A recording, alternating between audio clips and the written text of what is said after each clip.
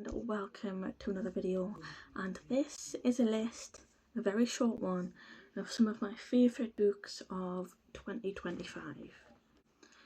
And the first book I'm going to mention is Eruption by Michael Crichton and James Patterson, and this is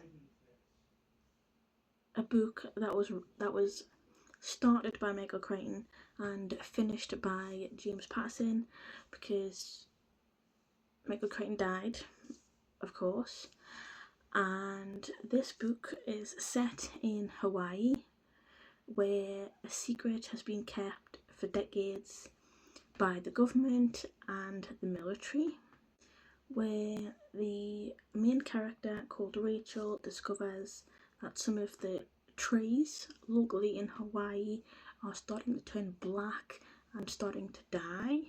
And as a volcano eruption is brewing, as they do, Dr. John McGregor, a volcanologist, discovers some chemical weapons hidden, and the threads intertwine from that to see what can be done about it.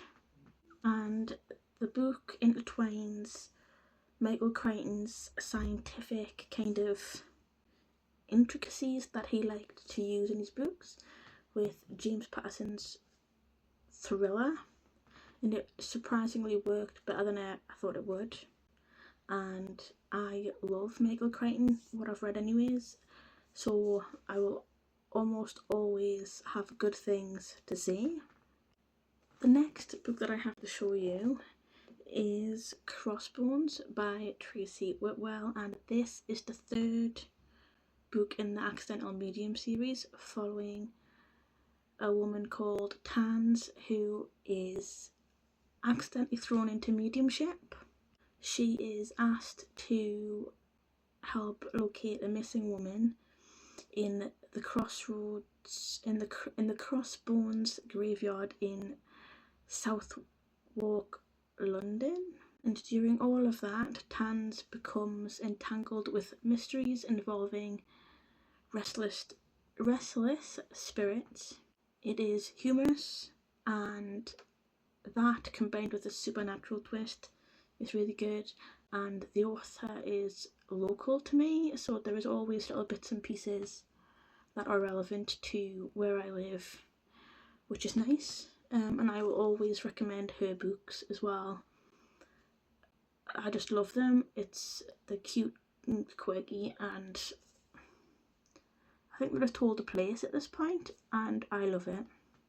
The next book that I have is The Goldens by Laura Wilson, and this follows the main character called Chloe, who ends up entangled with the main character, an inspiring author called Clara, and she's invited to Clara's mansion nearby the university that they're both in. Their relationship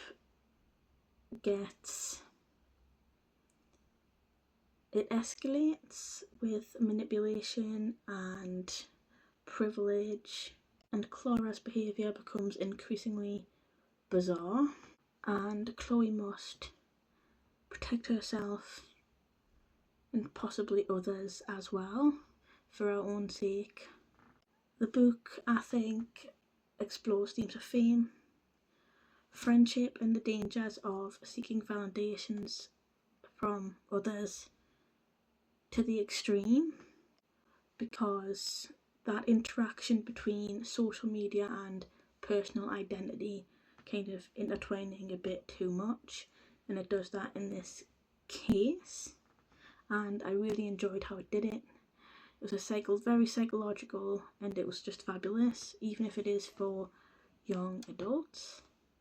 The next book that I have is Everything is Tuberculosis by John Green. I have the hardback, and I also listened to the audiobook at the same time. It's very short, so it doesn't take long to get through, and this obviously talks about tuberculosis, about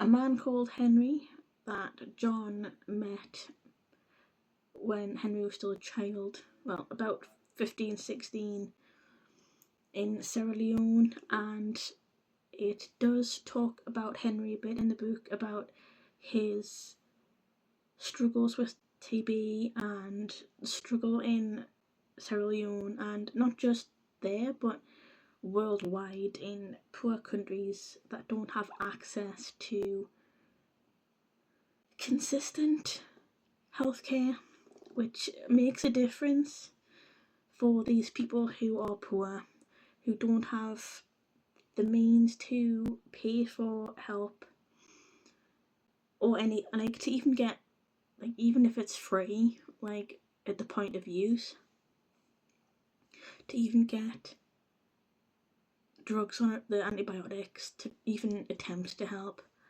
in any capacity. And Henry is one of those lucky ones because John Green does personally help, and it highlights that it's absolutely awful because, like, even John Green has said, I'm fine, but what about everybody else? And that hits home, I think, for a lot of people. What about everybody else?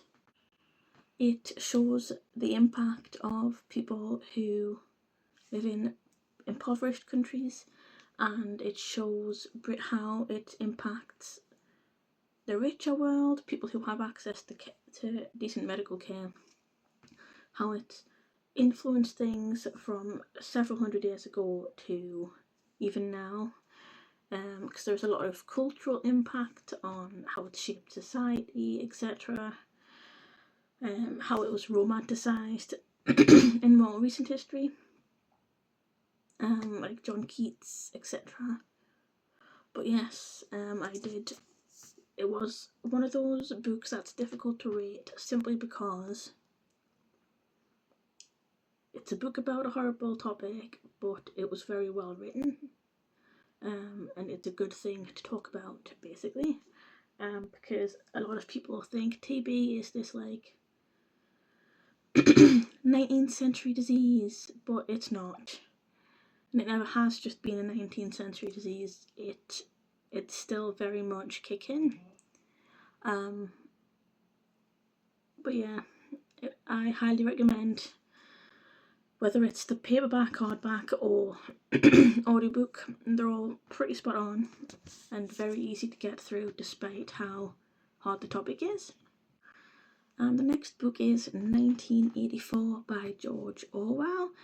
I don't have a physical copy of this because I at least listened to the full cast narration on Audible, and that narration was honestly the best thing I could have done for that book. I don't think I would have actually physically read it if even though I wanted to. And in this book, how do I describe it? Obviously 1984, dystopian, and the protagonist, Winston, is kind of a small guy, but he's trying to push back a little bit from the, what's the word, total, I can't say it, totalitarize, yeah, you know what I mean, where there's one party that are completely and utterly in charge, Big Brother and all that, but yes, it's a satirical critique of it all, but it is so good. So good. Like, I can't even describe this book to you. I can't even. But 5 stars. Read it. It is genuinely not a thought crime. It's not a double think. You don't need to care about Big Brother. It's just spot on. The next book is The Wedding People, and this follows Phoebe Stone's journey as she arrives at a Cornwall inn in Newport after a difficult divorce that she is very much struggling with. And this novel explores grief, loss, and a search of belonging. As Phoebe becomes entangled with wedding festivities at the hotel, she forms unexpected friendships. The story highlights the transformative power of human connection and the transformative power of personal reinvention. And like, it's just very much a people book about people. Some were difficult, some not so much. But yeah, I did like it. It wasn't what a lot of people expected it to be. Like, the company I work for, like, on their website, it's like this like love story thing, like, and it's not. It's absolutely not.